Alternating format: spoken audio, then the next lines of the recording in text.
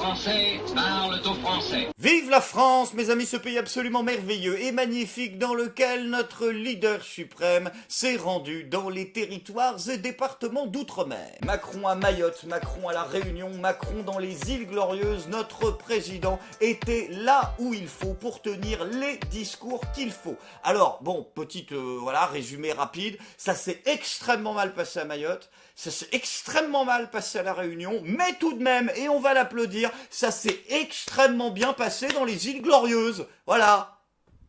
Oui, ce sont des îles inhabitées. Et alors? Ah! Vous êtes chiant à tout le temps chercher la petite bête. Non, sans déconner, il était au top. Il paraît que la tortue, elle a applaudi 2 fois, et que même à un moment, le requin, il a pris du rap de popcorn. Donc non, franchement, vous êtes dur. Non, puis attendez, je veux dire, c'est quand même classe d'avoir notre président comme ça, qui voyage, qui fait des kilomètres, tu vois, qui a la classe pour apporter la parole présidence. Putain, tu fais chier! Non mais Ok, bon, alors, je vais répéter pour la 500e fois. Quand on met des inserts, voilà, c'est censé avoir un rapport avec le sujet. Moi, je te parle du président. Pourquoi tu me mets des images du prochain OSS 117? Ah, c'est Macron? Oh merde! Ouais, mais non, mais ils sont chiants, faut préciser, on voit plus la différence. Non, puis sans déconner, moi je suis sûr que les médias, un jour, quand ils auront plus d'images d'archives, ils seront capables de nous bricoler ça. Ils vont nous mettre des images du film. Si, ils vont nous mettre... Tu sais que BFM, il le fait, ça, de te mettre des images du film et de te faire croire que c'est notre leader suprême. Je suis même sûr que ces connards, ils sont dire, regardez, même Brigitte Macron était sur place. Non, sans déconner, si vous avez décidé de jouer la carte du cosplay, ça vous dirait pas plutôt de refaire genre Lost? Bah genre, on le met sur une île, et on va pas le chercher.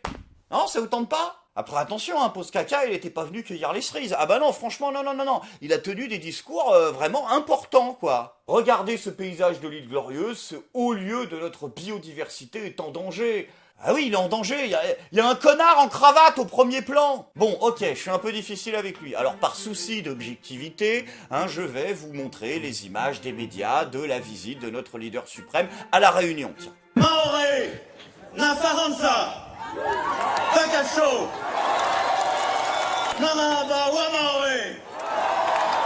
Merci à tous, je vais venir vous embrasser. C'est bon, tout le monde est d'accord? Alors, par souci quand même d'impartialité, je vais aussi vous montrer les images prises par les gens sur place. Alors, il est possible que le spectateur attentif arrive à relever 2-3 différences et éventuellement dans le traitement de l'information, mais franchement, ce sera chipoté. Et puis bon, je suis désolé, là-bas, ils ont des vrais problèmes de biodiversité, c'est pas comme chez nous, hein. On nous dit, oui, la planète, elle est en danger, mais eux, plus que nous, attention, hein. Parce qu'en métropole, on fait les malins, mais c'est bon, on est au clair, quoi. Oui, d'accord, le Lubrizol, mais le Lubrizol, excusez-moi d'ailleurs sur cette histoire de Lubrizol, mais moi, je commence à en avoir marre des fake news et de la désinformation, hein, parce que tous les médias conspirationnistes, alarmistes, là, hein, qui balancent des infos pour faire peur aux gens... Vous avez pensé à vérifier? Vous êtes posé les bonnes questions? Heureusement, Agnès Buzyn, elle l'a fait. Bah oui, les pompiers étaient peut-être déjà malades avant leur intervention sur cette catastrophe.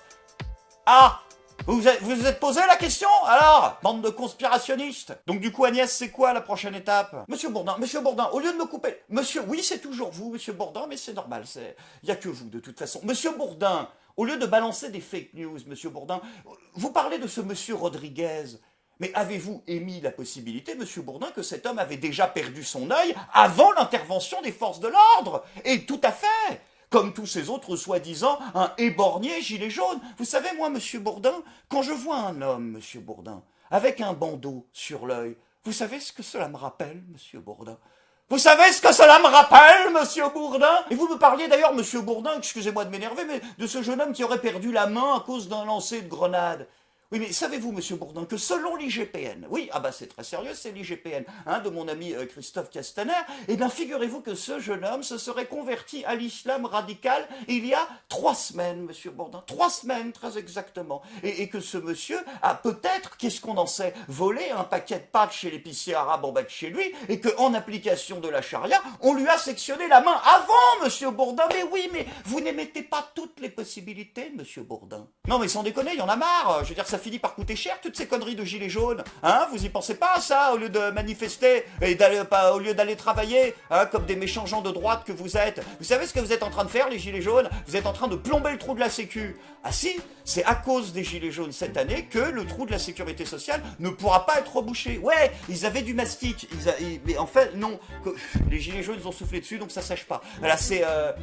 Ah bah tiens, c'est Agnès Buzyn qui nous a dit ça, comme c'est étonnant. Agnès, ça fait 2 fois que tu nous fais le coup du trou de la sécu avec les gilets jaunes. Donc arrête de nous prendre pour des cons, je veux dire, les gens t'avaient déjà fait remarquer la première fois que tu disais de la merde. Mais non, elle a pas fait d'autocritique. En fait, elle a pas fait de repentir, elle a plutôt choisi le rementir. Voilà, c'est une autre stratégie politique. Alors, ça rigole moins les gilets jaunes quand on pense à tous les dégâts qu'on fait à la France. Non seulement vous empêchez de combler le trou de la sécu, mais en plus de ça, vous empêchez la réforme des retraites. Ah oui, si les retraités vont crever la dalle, c'est à cause de vous. Ça commence à faire beaucoup quand même là. Hein. Ah, d'ailleurs, puisqu'on en est à parler de LREM et de foutage de gueule, je profite de cette chronique pour rendre un brillant hommage à notre amie Aurore Berger. On applaudit Aurore Berger puisqu'elle a quand même eu une promotion. Donc si, non, il faut être fair play, il faut développer l'esprit coubertin, il faut la féliciter puisqu'elle a été nommée conseillère communautaire de Saint-Quentin. Voilà. Alors bon, après c'est un peu vache d'avoir fait ça à Aurore parce que déjà qu'elle a un emploi du temps chargé, c'est pas cool.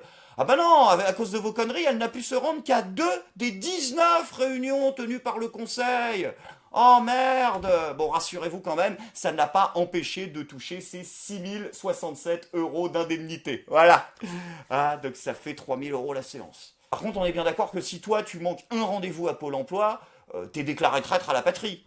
On est d'accord. Ah, y a pas à dire, il commence à se dessiner le projet LREM. Hein. La rémunération est mienne. Voilà. Je suis sûr que ça voulait dire ça au départ et qu'ils l'ont changé en douce parce qu'ils avaient peur de se faire cramer. Non, sans déconner, j'avais été sympa sur 2Régie parce que bon, au bout d'un moment, voilà, 2000 € pour du homard, tu peux comprendre. Mais alors là, 6000 € pour une plante verte, ça commence à faire beaucoup. Après attention, je dis pas que tous les politiciens sont pourris, non, il y en a des biens, hein, comme Pierre Morel par exemple, à l'huissier, oui, le chevalier blanc de la République, à l'huissier, donc déjà c'est marqué dedans, hein, il y a quand même, bon, là on t'annonce que le mec va pas t'enculer.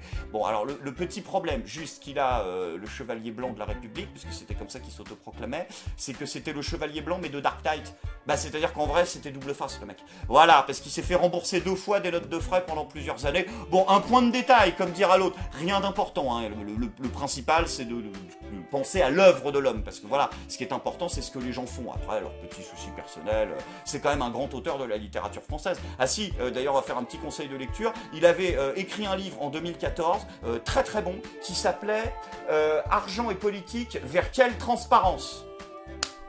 Donc maintenant, réponse aucune. Voilà.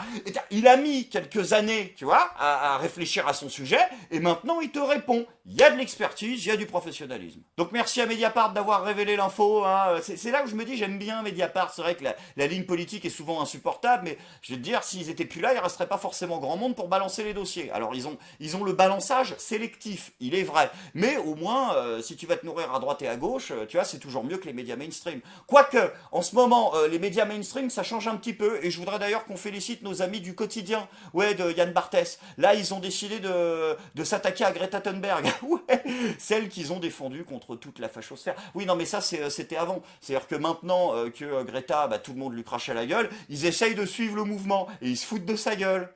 Greta Thunberg est-elle en train de devenir la caricature d'elle-même, la caricature de la jeune pas contente qui gronde les adultes? C'est un peu le sentiment que la jeune Suédoise a laissé après son intervention à l'ONU. On peut pas. Hein. Ah bah non, sur elle, on peut pas. C'est interdit. Elle a l'immunité de la blague, donc on n'a pas le droit. Bon, juste une alors. Chris Prolls en suédois, ça se dit... Immunité de rigoler sur Greta Thunberg. C'est pas bon. Non, c'est pas bon du tout. Tout ce que vous avez là, c'est un truc Chris Prolls mâché danois là. C'est ça que vous avez pour la... Oui, mais vous n'avez pas de pigiste de droite. Voilà, c'est pour ça que vous pouvez pas écrire les textes. Donc arrêtez avec l'humour de droite, ça ne marche pas. Vous n'êtes pas bon, on sent que vous êtes débutant dans la discipline, donc retournez à ce que vous savez faire et laissez l'humour de droite à des vrais professionnels. Sans transition les amis, c'est maintenant le moment de la bonne nouvelle du jour. La France semble paralysée sous l'incompétence de la République en marche, mais rassurez-vous, certaines personnes sont là pour proposer des idées nouvelles à l'image de notre ancien leader suprême, Mimolette Ier, qui a une idée révolutionnaire pour sauver la France du chaos, puisqu'il souhaite mettre en place un sextennat. Je sais pas du tout ce que ça veut dire, mais ça a l'air d'être une... Ah si, sextennat, c'est un régime politique dans lequel ils nous enculent toute la journée, mais ils assument, c'est ça. Non, c'est pas ça. J'estime que 5 ans, c'est trop court, et 7 ans, c'est trop long. Donc j'ai considéré que 6 ans était la bonne période. Ah, c'est ça. Ah bah ouais, non, mais le calcul est juste. 5 ans, c'est trop court. 7 ans, c'est trop long. Donc 6 ans, c'est par sophisme du juste milieu, très probablement qu'on arrive à un truc. C'était pas utile de revenir, Fanfan. C'était pas utile. Donc en fait, ce que le mec est en train de nous dire, c'est, écoutez, française, français. Non, je sais que le bilan personnel a l'air lamentable, mais sans déconner. Voilà, vous m'auriez laissé 1 an de plus, je remettais la France en marche. Et tu l'as déjà fait, couillon. Vive la France.